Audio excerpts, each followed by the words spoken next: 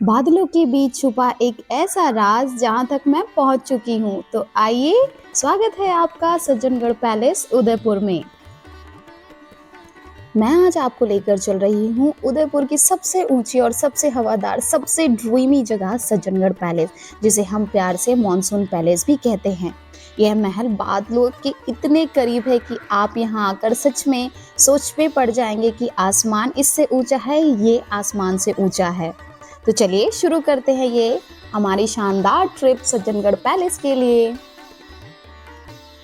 So finally Udaipur main railway station से 20 minutes का सफ़र तय करने के बाद हम पहुंच चुके थे टिकट काउंटर में। और जैसे आप देख सकते हैं, सारी डिटेल्स उन्होंने ऑलरेडी मेंशन कर रखी है। तो चलिए, हमारे टिकट के लिए हम भी लाइन पर लग जाते हैं। करीब 10 मिनट लाइन में लगने के बाद और अपनी सारी जमा पूंजी देने के बाद फाइनली हमें हमारा टिकट मिल चुका था। और अब चलते हैं हमारी जर्नी की ओर। एंट्री फीस की बात करें तो हमने पे किया है यहाँ पर 175 रुपये पर पर्सन के लिए। और चूँकि हम 2 व्हीलर से ट्रैवल कर रहे हैं तो हमने अपने व्हीकल के लिए भी 70 रुपीज़ पे किया है। सच कहूँ तो सज्जनगढ़ जाने का असली मज़ा उसके रास्ते में ही है। जैसे जैसे आप ऊपर चढ़ते जाते हैं, हवा ठंडी होती जाती है, पेड़ घने होते जाते हैं और सड़क थोड़ी रोमांचक होने लगती है। इतना प्यारा व्यू देखने के बाद मैं खुद को रोक नहीं पाई और कहने लगी, तो खींच मेरी फ़ोटो, तो खींच मेरी फ़ोटो। और मैंने बहुत सारा फ़ोटो क्लिक किया है। फाइनली हमारा जर्नी पार्टनर यानी कि हमारा व्हीकल को पार्किंग में लगाने के बाद हम पहुंच चुके थे ऊंची चोटी पर। और अगर आप 2 व्हीलर या 4 व्हीलर से सफ़र कर रहे हैं तो यहाँ पे इनके पास ह्यूज पार्किंग स्पेस है जहां आप अपनी गाड़ी पार्क कर सकते हैं।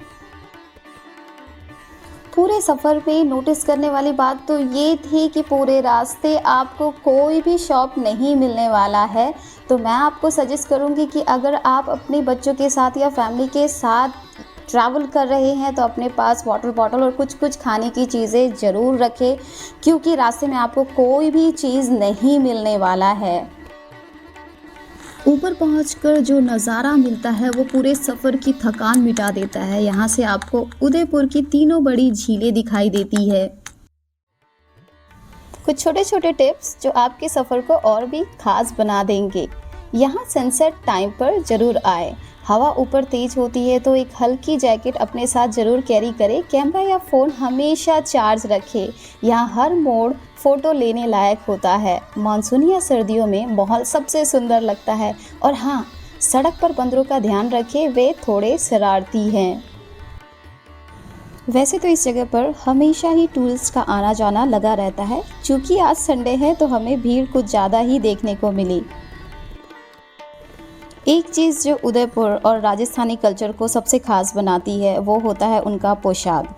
और यहाँ पे हमें एक अंकल दिखे थे, वो बहुत ही प्यारा गाना गा रहे थे और उनकी पोशाक तो मुझे बहुत ही ज़्यादा पसंद आई।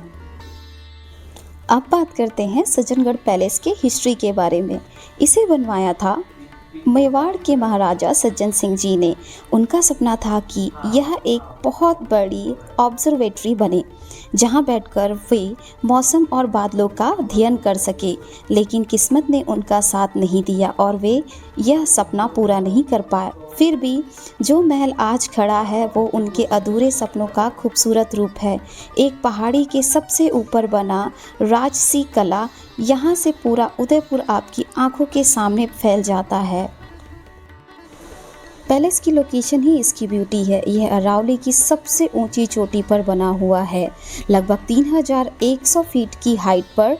यहाँ से उदयपुर की पूरी लेक, सिटीज़ और माउंटेन्स एक पेंटिंग की तरह दिखाई देता है। मानसून में यहाँ क्लाउड्स महल को घेर लेते हैं। अगर सनसेट के टाइम यहाँ का आसमान गोल्डन हो जाता है। आज Sajjangarh UNESCO world heritage site के कोर जोन के पास आता है, जहाँ वर्ल्ड लाइफ सेंचुरी भी लोकेटेड है। यानी ये सिर्फ एक पैलेस नहीं, ये मेवाड़ की हिस्ट्री, नेचर और आर्किटेक्चर का परफेक्ट कॉम्बिनेशन है। सज्जनगढ़ पैलेस का कंस्ट्रक्शन वाइट मार्बल से हुआ था, जो मेवाड़ की रॉयल आइडेंटिटी को शो करता है। पैलेस में पहले रेन वाटर हार्वेस्टिंग सिस्टम भी था, जिससे बारिश का पानी स्टोर किया जा सकता था। अपने टाइम से काफ़ी एडवांस टेक्नोलॉजी। जब महाराणा सज्जन सिंह जी ने इन पैलेस का आइडिया सोचा, तब उनका सपना था कि ये महल क्लाउड ऑब्जर्वेटरी बनेगा, जहां से साइंटिस्ट मॉनसून का पैटर्न, क्लाउड मूवमेंट और वेदर का स्टडी कर सके।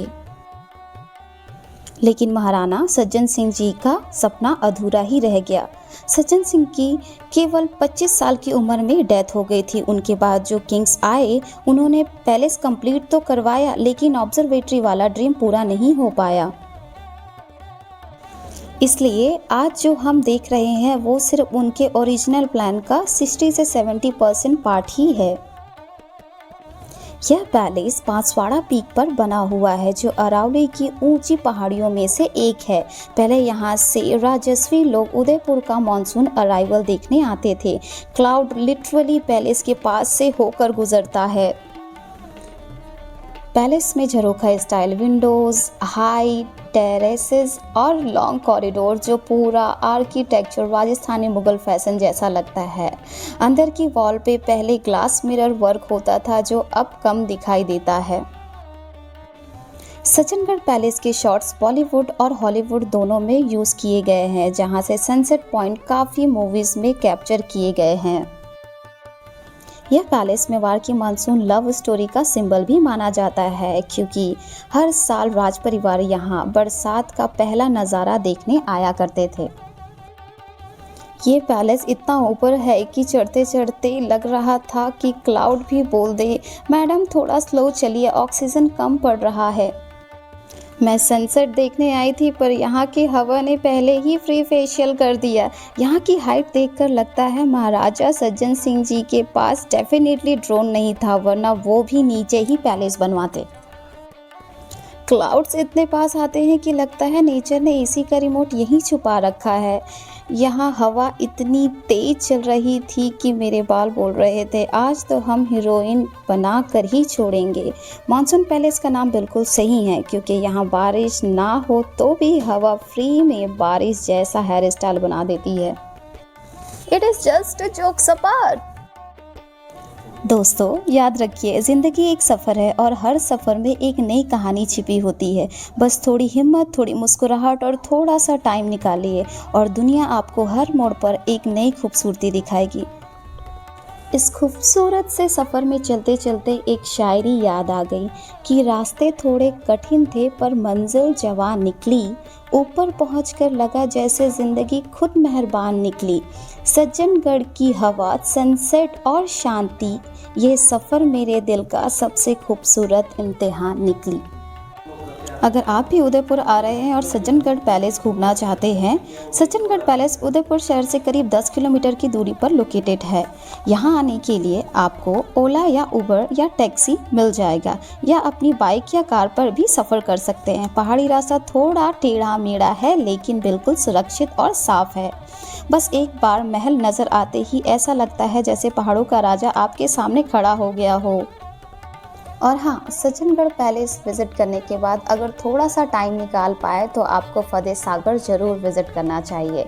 शाम की बोटिंग का नज़ारा यहाँ देखने लायक होता है, और अगर आप फास्ट फूड या फिर स्ट्रीट फूड के शौकीन हैं तो आपको ये जगह बहुत ही ज़्यादा पसंद आने वाली है। तो ये थी मेरी जर्नी सज्जनगढ़ पैलेस के लिए। अगर आज का ये छोटा सा सफ़र आपके चेहरे पर मुस्कुराहट लेकर आया हो तो चैनल को सब्सक्राइब जरूर कीजिएगा। मैं आपसे मिलूंगी एक नए सफ़र के साथ एक नए वीडियो में। तब तक के लिए बाय बाय गाइस।